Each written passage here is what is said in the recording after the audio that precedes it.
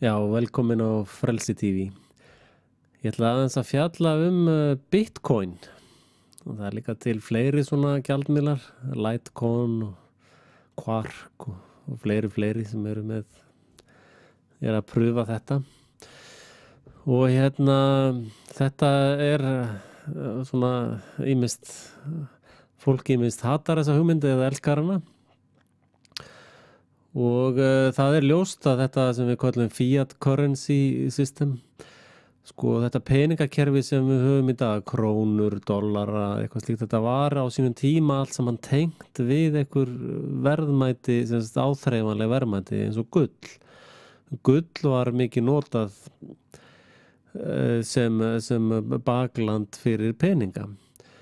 Svo eins og bandaríkjadollar var bakkaður upp af gulli, það voru gullbirgðir til í einhverju hlutfalli við útgefna dollara og síðan til dæmis hafðu Íslendingar dollara eða samning við prentvélarnar sem prentuðu dollara að þeir hefðu dollara sem varasjóða bak við íslensku krónunar. Þannig að þetta er svona eitt stórt spagetti. Nú síðan ákveður Nixon, sá virti forseti, hann ákveður að klippa á þessi tengsli við dollaran og þá byrjaði bara þeir að prenta dollara eins og enginn sé morgundagurinn og þannig að verðmæti dollars er nánast orðið ekki neitt. Dollarinn áttar að krassa alveg fullkomlega á margir segja á næsta ári og evran mun fylgja með ef hún fer ekki á undan. En ef við kíkjum aðeins hérna á flæðurit sem að sýnir svona hvernig þetta fínir geti litið út, þá eru þessi sem þau kalla miners, þeir sem sagt eru með tölvur sem að reikna, búa til peninga og þeir segja að það sé eins og að fara að grafa gull. Og þeir búa til kryptografi eða þeir búa til svona dulkóðun og síðan er hérna eitthvað færslusystem í gangi, þannig að þetta færist grundvallaratriðum úr þessu veski hérna og yfir í þetta veski hér. Og það sem á að gera þetta trúverðugt er þetta að þarf að grafa eftir þessum tölum. Þessum leyndulafullu tölum þarf að grafa eftir og þannig að þessir grafarar nota tölvuna sína til að búa til þessar tölur og þá á þetta flæði allt saman að virka.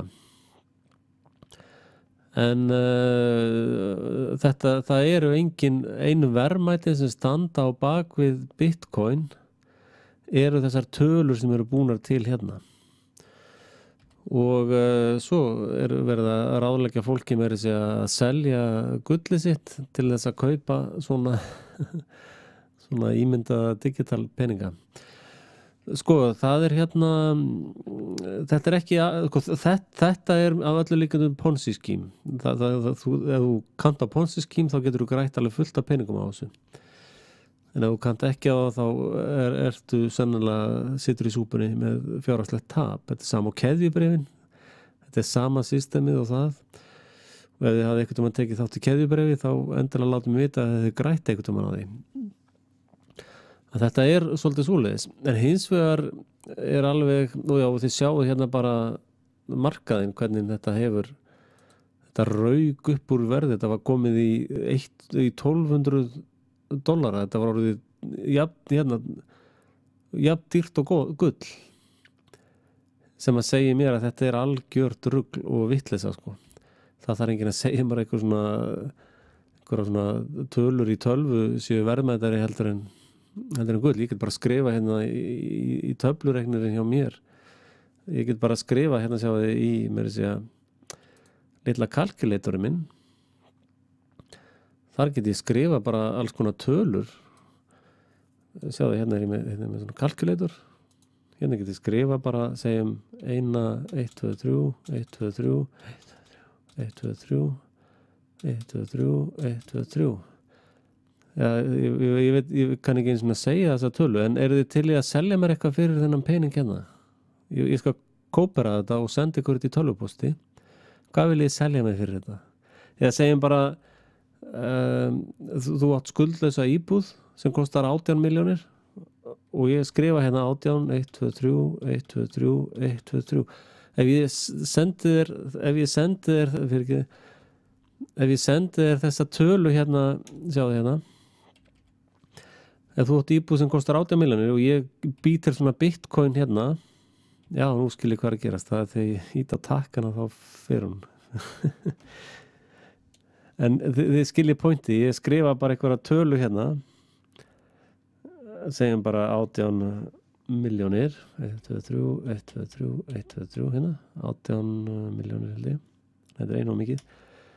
Ef ég sendi þér þetta í tölvupósti, þessa tölu hérna, viltu skipta á henni og íbúðinni þinni?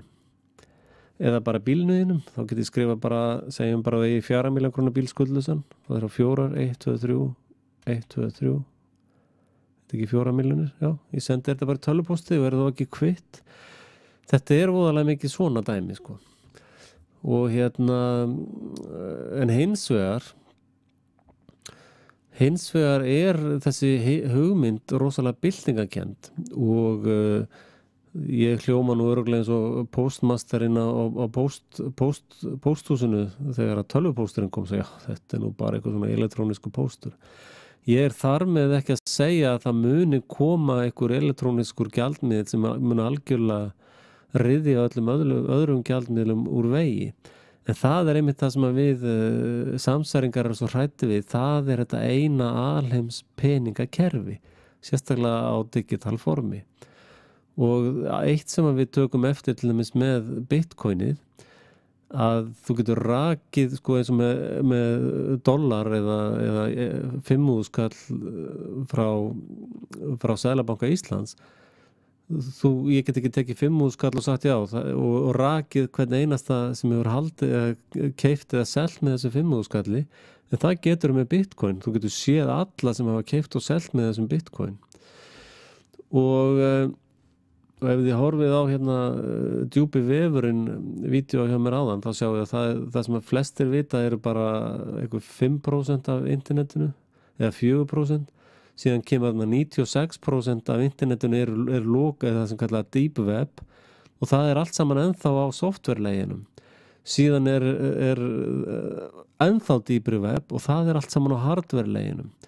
Til dæmis hugsaðu þér að þú ert með eitthvað dulkóðun á einhverju, sko leið og snertir lyklaborðið, þá fer sá sláttur beint inn í tölvu hjá NASA og með samþykki og í samstarfi við ríkislögreglustjóra og íslensku ríkisstjórnina. Leið og þú byrjar að pikka, þá er það bara komið í tölvuna á hardware-layer. Og þú sér allir minnst þegar þú ert að skrá, bara allir minnst tökum dæmi Facebook, þú ert að skrifa inn í litla gluggan, skrifar eitthvað svo, hættur við þetta er ódónulegt, þetta fer allt saman inn, líka það sem hættur við að senda. Og bitcoinið er hérna, bitcoinið er náttúrulega drauma gjaldmiðill elitumafínar. En hins vegar geta eins og með alla tækni, eins og með e-mail eða hvað sem er. Sko við getum þessna bara nota e-mail til þess að skiptast á greiðslum. Greiðsla er ekkert nema bara eitthvað sem að fólk trúir á. Að hérna, til þess að skipta verðmætum. Og þessi bitcoin, svo þeir að teikna hérna í einhverju svona gull, menn eru bara að kaupa mynd á internetinu, sko. Og veist, hérna eru menn með einhverja gull mynd af bitcoin, þetta er óbúrslega mikið selt sem þetta er bara tölvu teikning, þetta er ekki til. Þetta er svo óraunverulegt allt saman. Og við veitum reyndar að það hefur verið gjaldmiðlar eins og í tölvuleikjum. Menn hafa farið í tölvuleik og unnið sér einhverja stöðu í tölvuleik eða unnið sér einhver gúdís í tölvuleik og síðan hafa menn selt þetta fyrir blákalda dollara. Þannig að ég er ekkert að segja að þetta digital currency sé allt saman eintóm vitleysa. Og í raun gæti þetta en það er svo vont við þetta digital currency, það er þetta að rekja þetta allt saman og jafnvel á þessum hardware layer og það er gjörsamlega óþolandi. Það er þá betra eins og ýmis bæjarfélög hafa myndað sína eigin gjaldmiðla og það þá betra að vera með það eitthvað eins og viðskiptakortið eða þetta sé þá í einhverju minni einingum. Og sko aðalatriði með gjaldmiðil hann þjóni fólkin í kringum hann. Og bitcoinið reyndar virðist þrælvirka í að senda risa upphæðar á milli heimsálfa, en það þýðir þá einhver hinum megin þarf að vera tilbúin að gefa upp einhver verðmæti fyrir einhverja kryptólykla sko. Þannig að eins og maður segir á ensku, the jury is out, þetta ennþá í gangi, það ekki hægt að dæma þetta hér og nú. En eins og þetta lítur út akkurat í dag, og það alveg ljóst að CIA með puttan í þessu líka, eða leyniþjónustunnar allar á kafi í þessu bitcoin dæmi. Og þannig að ég myndi allavega að taka þessu til fyrirvara. Og það þekkt í gegnum alla mannkynsöguna að þeir sem hafa haldið auði sínum í gegnum byltingar, stríð og náttúruhamfarir og allt hvað helsta þeir hafa skipt auðinu sínum í þrennt. Þeir hafa átt gull, listaverk og lönd eða jarðir. Og meira segja þótt að lönd séu yfirtækin með harðri hendi og byltingar og fleira slíkt, að þá flýr fólk með listaverkin undir hendinni og það gull sem það getur búrið, eða þá það grefur gullið einhvers staðar í það sem það eitt veit það, hvað það er. Og með listaverkin undir hendinni og afsölin af eignunum, löndunum og fleira slíkt, síðan þegar byltingin búin eða þetta rugl búið, þá kemur það aftur til landsins og yfirleitt nærða rétti sínum á landaregninni. Þannig hefur fólk geymt verðmæti í gegnum aldirnar. Það þetta þrennt sem fólk hefur keypt til að vernda sig. En í dag myndi ég segja að fólk ætti líka að kaupa mat sem það getur geymt. Af því það líka sagt sko að hershöfðingjar berjast alltaf með vopnum síðasta stríðs. Þannig að ég tel að og fræ, allt þetta GMO mun gera fræ gríðarlega verðmætt, semst hrein fræ sem ekki GMO menguð. Slík fræ munu vera gríðarlega verðmætt í framtíðinni. En þetta bara mína pælingar, ég ekki fjárhagsráðgjafi eða neitt slíkt sko, ég bara segja hvað mér finnst og það verður allir að finna út fyrir sig.